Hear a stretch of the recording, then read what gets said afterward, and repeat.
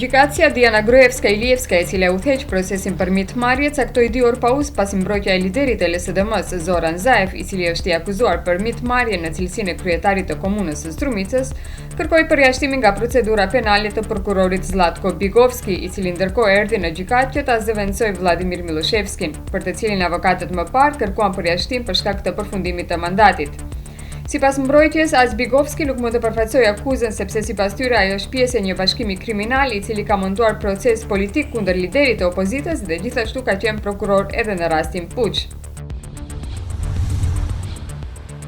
Pothuajse 30% e anvisërive ose 1 në 3 familje me të ardhurat mujore që merr i mbulon me vështirësi nevojat elementare. Nga ana tjetër, vetëm 3.6% e anvisërive kanë deklaruar se me të ardhurat që marrin e kalojnë me lehtësi muajin. Hulumtimi i ri, anketë për të ardhurat mujore dhe kushtet për jetesë, të cilën e publikoi Enti i Statistikës, tregon se në vitin 2015 në nivel shtetëror varfëria ka rënë deri më 21.5, por edhe më tej 445.200 njerëz jetojnë nën pragun e varfërisë, shkruan portali Portalp në analizën ekonomike javore.